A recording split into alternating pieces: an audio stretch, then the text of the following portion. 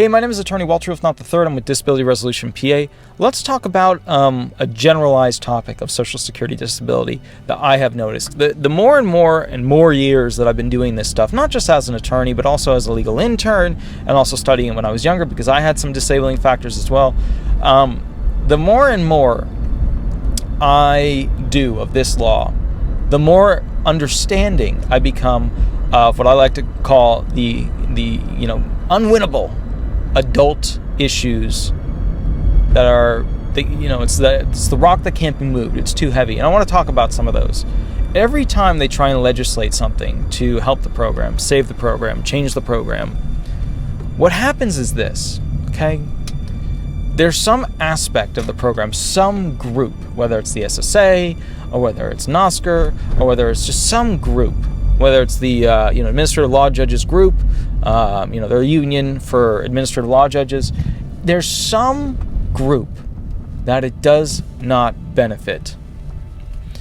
And the inherent thing about that is that because it does not benefit a particular group, you ultimately end up with it not getting passed, which results, frankly, in a potentially good law that would help the program just never getting through. And I want to point out that if you ever really dislike a law that pertains to Social Security disability, first, understand that there's going to be some group out there that it really irks, just angers them. Second, realize that it was put in place for a reason. See if it is timeline-wise, like currently, still a good law for, reasons that they put it in, that they created the law for.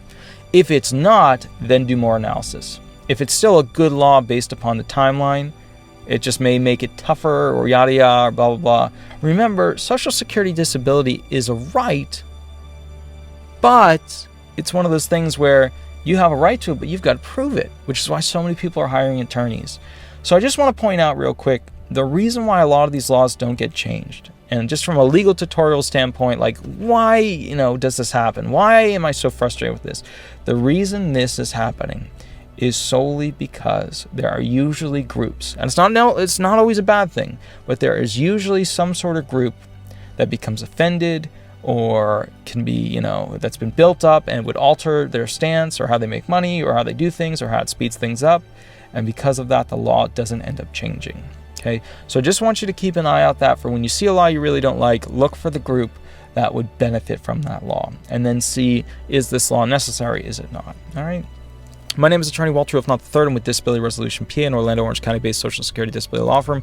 If you have a unique question for your unique claim or you want the most up-to-date information, give me a call or shoot me an email. You don't have to be a client to give me a call. I'll help you out anyways. And finally, if you have a topic that you'd like to be covered, I'll go ahead and work with you and get it covered. All right? Thank you so much. We'll go from there. Bye-bye.